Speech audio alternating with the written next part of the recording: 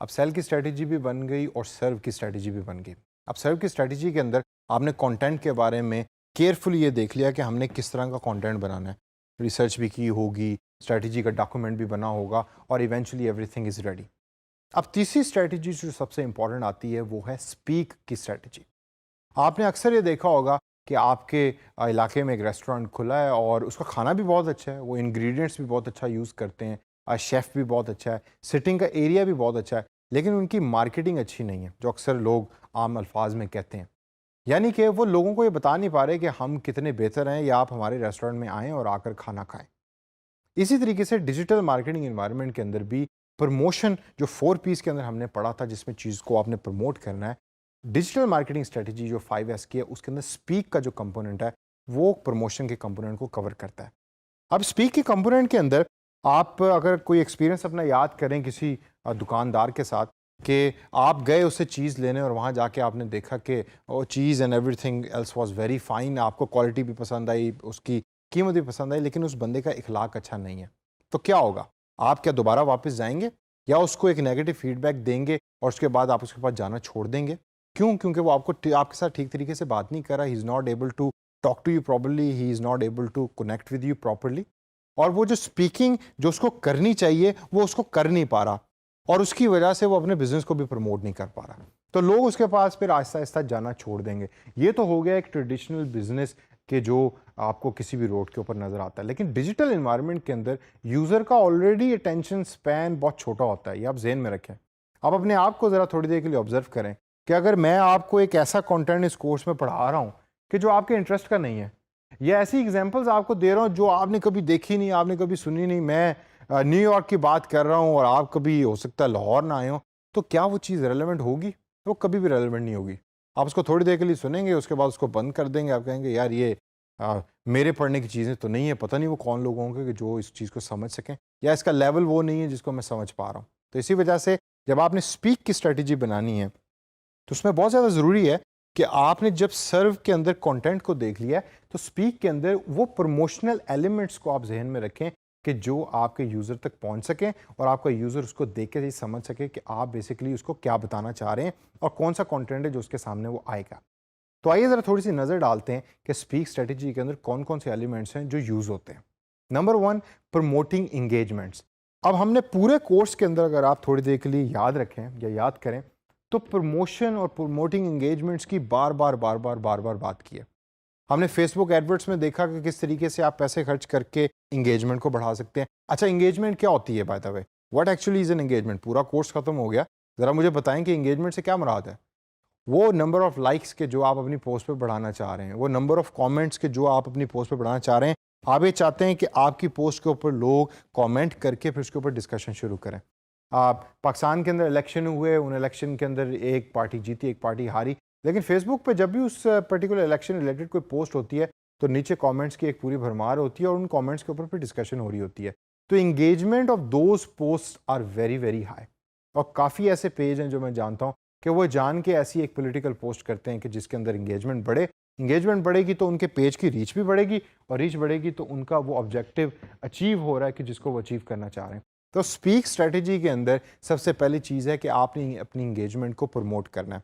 अच्छा, इंगेजमेंट को प्रमोट आप कैसे कर सकते हैं? कौन कौन से उसके अंदर तरीके हो सकते हैं? एक तो ये हो सकता है कि जो कंटेंट आप बना रहे हैं वो कंटेंट बहुत ज़बरदस्त हो, वो इतना अच्छा कंटेंट है या इतना इंटरेस्टिंग कंटेंट है कि उसके ऊपर लोग लाइक के बटन को क्लिक करें या उसके ऊपर कमेंटिंग करें या उसकी डिस्कशन के अंदर उसको इन्वॉल्व हों, या एक जो बड़ी इंपॉर्टेंट चीज़ है उसको शेयर करें अपने पेज के ऊपर।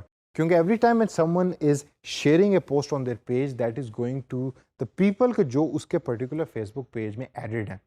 तो एक बंदे के पोस्ट करने से हो सकता है 300 लोगों तक आपकी पोस्ट पहुंच गई है, तो वो एक रैपिडली आपकी पोस्ट जो है वो इंगेज हो रही है, प्रमोट हो रही है और ज़्यादा से ज़्यादा लोग उस इंगेजमेंट के अंदर उसके अंदर शामिल हो रहे हैं। अच्छा, अब ये तो हो गया ऑर्गेनिक तरीका कि जिसमें आपने कंटेंट अच्छा बनाया और वो कंटेंट ऑटोमेटिकली वायरल हो गया, प्रमोट हो गया और वो दूसरे लोगों तक पहुंच गया। सेकंड तरीका है पेड तरीका। और पेड प्रमोशन से आपने कभी घबराना नहीं, क्योंकि paid promotion is part of digital marketing और फेसबुक के ऊपर तो वैसे भी जो मिनिमम $1 पर डे की एक रिक्वायरमेंट है। $1 is not a lot of money, तो आप उसको यूज़ करके प्रमोशन कर सकते हैं और इंगेजमेंट को बढ़ा सकते हैं। और इंगेजमेंट जैसे बढ़ेगी तो क्या होगा, आपके पेज की रीच बढ़ेगी, और रीच बढ़ेगी तो ज़्यादा से ज़्यादा यूज़र बेस आपके पर्टिकुलर पेज के ऊपर जो है वो इंक्रीज़ होना शुरू हो जाएंगे। अब जब प्रमोशन हो गई, इंगेजमेंट भी बढ़ गई, आपने देख लिया कि मेरे पेज के ऊपर इंगेजमेंट बढ़ गई है, अब लाइक्स बहुत ज़्यादा आ गए हैं मेरे पेज के ऊपर, नंबर ऑफ़ यूज़र्स बढ़ते जा रहे हैं, लोग डिस्कशन करते हैं, मुझे मैसेज करते हैं, मुझसे सवाल पूछते हैं। तो नेक्स्ट स्टेप जो बहुत इंपॉर्टेंट आता है, जो ज़्यादातर लोग भूल जाते हैं, वो है रिलेशनशिप बिल्डिंग का। होता क्या है कि आपने नंबर ऑफ़ यूज़र्स बढ़ा लिए, आपने फेसबुक पेज के ऊपर हो सकता है 2 लाख लोगों ने लाइक कर लिया आपके पेज को, और आपने वहाँ अपने पेज को छोड़ दिया। आपने कहा कि भाई मैंने तो अपना ऑब्जेक्टिव अचीव कर लिया है, अब बस मैं कंटेंट को पोस्ट करता रहूँगा, लोग उसको पढ़ते रहेंगे and that's it, I am a popular man, या मैं इस पेज को किसी और बिजनेस को बेच दूंगा और ये तमाम लोग उसको ट्रांसफ़र कर दूंगा। ऐसे आपने कभी नहीं करना, हमेशा रिलेशनशिप बिल्डिंग के ऊपर तवज्जो दें। वो याद करें उस शॉपकीपर की एग्जांपल जो थोड़ी देर पहले मैंने आपको दी थी। आप उससे चीज़ लेने गए, उसने आपको चीज़ भी ठीक दी, पैसे भी ठीक थे, लेकिन उसने आपसे बात ठीक तरीके से नहीं की। हो सकता है उसने आपसे चाय का कप भी ना पूछा हो। अक्सर एक चीज़ जो यहाँ मैंने ऑब्ज़र्व की और यहाँ मैं उसका एक एग्जांपल देना चाहूँगा, और आप में से वो लोग एग्री करेंगे जिन्होंने आज तक कभी एक ब्रांड न्यू गाड़ी जो है या एक नॉर्मल गाड़ी किसी जो गाड़ी बेचने वाली दुकानें होती हैं उनसे ख़रीदी हो या किसी शोरूम से ख़रीदी हो। आपने 30 लाख रुपए की गाड़ी ख़रीदी है और जब गाड़ी आप लेकर बाहर निकले तो आपने देखा कि उसकी जो पेट्रोल की टैंकी है वो बिल्कुल खाली है, उसकी लाइट जल रही है। तो आप मुझे बताएँगे आप खुश होंगे या आपको गुस्सा आएगा? आप कह रहे हैं भाई 30 लाख की तुमने गाड़ी बेची तो 3,000 तुम मुझसे और एक्स्ट्रा ले लो, इसकी टैंकी मुझे फुल करके दे दो। और जब आप जाने लगते हैं तो आपको बताते हैं कि भाई सड़क के इस कॉर्नर के अंदर ही पेट्रोल स्टेशन है, जाते हुए पेट्रोल भरा लीजिएगा, वो बस उधर तक ही बड़ी मुश्किल से गाड़ी पहुंचती है। और अगर रास्ते में ट्रैफिक ज़्यादा है और गाड़ी बंद हो जाए तो ज़रा सोचेंगे brand new applied for 30 lakh रुपए की गाड़ी सड़क के ऊपर बंद खड़ी है, तो क्या आपकी फीलिंग होगी? तो उसके अंदर because they are not focusing on relationship building, तो होता क्या है कि उन्होंने अपनी चीज़ तो बेच दी और बेच के आपको कहा भाई थैंक यू वेरी मच, अब आप चले जाएं यहाँ से, लेकिन वो रिलेशनशिप आप बिल्ड नहीं कर सके उस शोरूम के साथ। तो आपको कभी ये नहीं याद रहता कि मैंने गाड़ी कौन से शोरूम से खरीदी थी। मैं आपको बेट कर सकता हूँ कि आपको शायद ये कभी भी याद नहीं होगा कि कौन सा शोरूम था, लोकेशन आपको याद होगी, आपको उसको शोरूम का नाम याद नहीं होगा या उस सेल्स के बंदे का नाम याद नहीं होगा जिसने आपको गाड़ी बेची थी। और ये एक बहुत सीरियस प्रॉब्लम है हमारे पाकिस्तान के अंदर, क्योंकि गाड़ियाँ लेने वाले ज़्यादा हैं और गाड़ियाँ चूँकि जो उसकी प्रोडक्शन है वो इतनी तेज़ी से नहीं हो रही, जिसकी वजह से एट टाइम्स जो सेल्स के लोगों का बिहेवियर भी होता है वो भी शायद इतना ठीक नहीं होता जितना होना चाहिए। और एक प्रीमियम कस्टमर के जो अच्छे खासे पैसे खर्च कर रहे हैं प्रोडक्ट के लिए, वो खुद ही पीछे पीछे डॉक्यूमेंट्स लेके और पैसे लेके घूम रहा होता है, but on the from the other side जितनी रिलेशनशिप बिल्डिंग एक्टिविटीज़ होनी चाहिए उतनी नहीं हो रही होती। तो इस वजह से जब आप डिजिटल मार्केटिंग की स्ट्रेटजी बना रहे हैं तो उसमें आपने फोकस यही रखना है कि आपने यूज़र बेस बढ़ा ली, अब आप रिलेशनशिप बढ़ाएं, लोगों से बात करें, पता तो करें कि वो चाहते क्या हैं, वो क्या देखना चाह रहे हैं, क्या पढ़ना चाह रहे हैं। मैच आप देख रहे हैं, क्रिकेट मैच चल रहा है और क्रिकेट मैच के दौरान एकदम आप देखते हैं कि जी आइए नाजरीन हम आपको बताते हैं कि आज जो है ना शाहिद अफरीदी ने ये कर दिया, तो आज उसने, भाई हम मैच देख रहे हैं, हमें नज़र आ रहा है, हमें उस मैच के अंदर ज़्यादा इंटरेस्ट है बजाय इसके कि हम एक थर्ड पर्सन को सुने वो जो उस मैच की कमेंट्री करके हमें बताए और शक्ल भी उसी तीसरे बंदे की आ रही है। तो इस वजह से वो कंटेंट भी रेलेवेंट नहीं है और वहाँ पे रिलेशनशिप बिल्डिंग का प्रॉब्लम भी आएगा और आप चैनल को भी चेंज कर देंगे। इसी वजह से ज़्यादा लोग, अब आप नोट करें, शिफ्ट कर रहे हैं from television to digital medium, क्योंकि they don't want to see ads, they don't want to see unnecessary stuff when they are watching a drama और they are watching a match. अब relationship building जब आपने कर ली और इसकी एक strategy आपने बना ली स्पीक के अंदर, तो तीसरे नंबर पे चीज़ आती है प्रोवाइडिंग एक्सेस टू यू, यानी कि जो आपका यूज़र है उसको आप एक्सेस प्रोवाइड करें। कोई नंबर हो, कोई मैसेज करने की जगह हो, ऐसा उनको फील हो कि मैं अगर आपसे कोई चीज़ ले रहा हूँ या आपका कंटेंट पढ़ रहा हूँ तो I can connect to you also. यहाँ मैं पाकिस्तान के वो ब्रिलियंट वीलॉगर्स यानी वीडियो लॉगर्स जिनमें डिफरेंट लोगों का शुमार आता है, और सेलिब्रिटी उसके अंदर एक बहुत बड़ा रोल प्ले कर रहे हैं, और उनका मैं ज़रूर जिक्र करूँगा because they are doing an excellent job in creating a real content and posting it on YouTube and Facebook.